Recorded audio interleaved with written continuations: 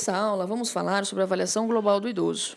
Ao final desta aula, espera-se que o aluno seja capaz de responder as seguintes perguntas: quais são os objetivos da promoção à saúde e da prevenção de doenças na velhice?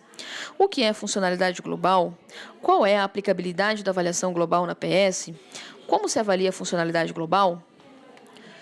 Para que se possa promover a saúde e prevenir doenças na velhice, é importante que se compreenda que o conceito de saúde para o indivíduo idoso se traduz muito mais pela sua condição de autonomia e independência do que pela simples presença ou ausência de doença orgânica. A autonomia é um conceito que trabalha com a capacidade que o indivíduo tem de tomar decisões e comandar as próprias ações. A independência é um conceito que trabalha com a capacidade que o indivíduo tem de realizar algo com meios próprios. Assim, a palavra-chave da autonomia é decisão e a palavra-chave da independência é execução.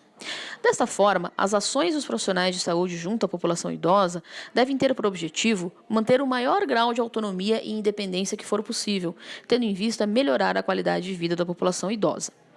Dos conceitos de autonomia e independência deriva um terceiro conceito, chamado funcionalidade global.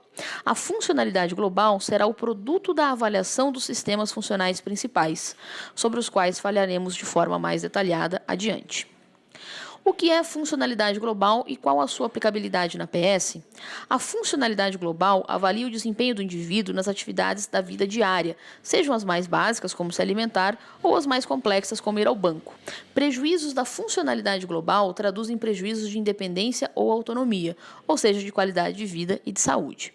Avaliar a funcionalidade global serve para avaliar o status de saúde do paciente no momento do encontro, avaliar a evolução do paciente, ou seja, se há manutenção ou perda do status de saúde, em qual área e em que período de tempo essa perda se deu, identificar indivíduos com demanda por maior suporte social, identificar em que área o paciente demanda maior suporte social, de modo que seja possível orientar a família e os cuidadores, e identificar o surgimento ou piora de doenças.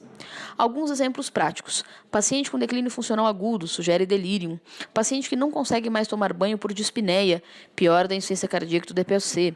Paciente que se mudou recentemente para a área descrita e vem para a primeira avaliação do status de saúde, e também é útil para definir se esse é um paciente ambulatorial ou um paciente de acompanhamento domiciliar. Paciente com artrose do joelho que perde a capacidade de transferência, piora da artrose, demanda de apoio familiar ou então de medidas como, por exemplo, a instalação de suportes para o uso da força dos braços. Como nós falamos anteriormente, a funcionalidade global será o produto da avaliação dos sistemas funcionais principais. Os sistemas funcionais principais são comunicação, cognição, mobilidade e humor. A comunicação é o que nos permite estabelecer um relacionamento produtivo com o meio. Através da comunicação, podemos obter e oferecer informações, manifestar desejos, expressar sentimentos e comunicar ideias. Problemas de comunicação podem resultar em perda de independência e sentimento de desconexão do indivíduo com o mundo. A incapacidade comunicativa pode ser considerada importante causa de perda ou restrição da participação social, comprometendo aí a capacidade de execução das decisões do indivíduo. Na comunicação, nós avaliamos a fala, a audição e a visão. A fala é um sentido muito afetado por alguns problemas de saúde que são comuns nos idosos, como, por exemplo, o mal de Parkinson ou os acidentes vasculares cerebrais. A audição pode ser rastreada objetivamente através do teste do sussurro e da otoscopia. No teste do sussurro, o examinador se posiciona a alguns centímetros de distância do ouvido do paciente e sussurra uma pergunta simples, como, por exemplo, qual o seu nome. Se o paciente ouvir a pergunta, ele pode responder. É importante que o teste seja repetido do outro lado e que o paciente possa comparar a qualidade do som nos dois ouvidos.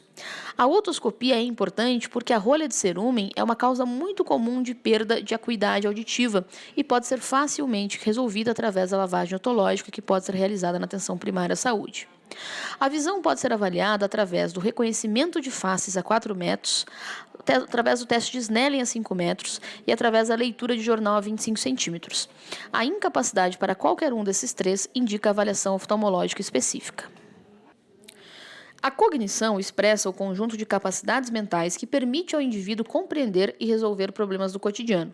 É formada pela memória, pela função executiva, pela linguagem, pela praxia, pela gnosia e pela função visoespacial. A cognição expressa a nossa capacidade de decidir. Juntamente com o humor, é fundamental para a manutenção da autonomia. Para testar a cognição, é necessário testar as atividades de vida diária básicas, as atividades de vida diária instrumentais e realizar testes neuropsicológicos, como, por exemplo, o Mini-Mental ou o teste do relógio, a escala de palavras SERAD, a fluência verbal e outros testes. Nós vemos o índice de CATS, que é uma escala que avalia as atividades de vida diária básicas, como, por exemplo, a capacidade do indivíduo de tomar banho, de se vestir, de fazer higiene pessoal, de se transferir, de ter continência e de se alimentar de forma independente. Nós temos a escala de Lawton, que indica as atividades de vida diária instrumentais, como, por exemplo, a capacidade de usar o telefone, a capacidade de fazer compras, a capacidade de tomar os próprios remédios e a capacidade de cuidar das finanças, dentre outros. A mobilidade é fundamental para a execução das decisões tomadas e é responsável pelo deslocamento e pela manipulação do meio. O deslocamento depende da função dos membros inferiores e pode ser avaliado através da postura, da marcha e da transferência. A manipulação do meio depende da função dos membros superiores e pode ser avaliada através do alcance, preensão e pinça. A perda da mobilidade impacta na independência funcional do indivíduo. É importante destacar que a continência é classificada dentro do sistema funcional da mobilidade, porque a perda do controle esfincteriano é uma causa importante de restrição da participação social, limitando a mobilidade do indivíduo e levando ao isolamento social. A função dos membros superiores pode ser testada a partir da função do ombro e das mãos. A síndrome do ombro doloroso é uma importante causa de dor, limitação funcional e dependência física do idoso. Frequentemente é consequência de síndrome do manguito rotador e síndrome do impacto. A síndrome do ombro doloroso irá limitar o indivíduo para realizar algumas tarefas, como, por exemplo, pentear o cabelo, pendurar roupas no varal, tocar as costas, arremessar objetos, vestir-se, despir-se, segurar objetos acima da cabeça, entre outros. As mãos são frequentemente acometidas por doenças comuns na velhice, como, por exemplo, as doenças reumatológicas e a artrose, e pode ser testada através do alcance da preensão e da pinça. Como, por exemplo, através do teste em que você pede que o paciente pegue um lápis sobre a mesa e depois deposite o lápis na mesa de volta. A função de membros inferiores, como nós falamos anteriormente, pode ser avaliada através da postura, da marcha e da transferência. E essas alterações nesses quesitos podem nos conduzir ao diagnóstico de instabilidade postural ou imobilidade. E a continência é avaliada através do controle dos esfíncteres. A avaliação da postura e da marcha da transferência pode nos conduzir ao diagnóstico de instabilidade postural. Existe um teste muito útil para avaliar a instabilidade postural que se chama Timed Up and Go Test. Nesse teste, o indivíduo começa sentado, é convidado a se levantar, caminhar 3 metros, voltar e se sentar.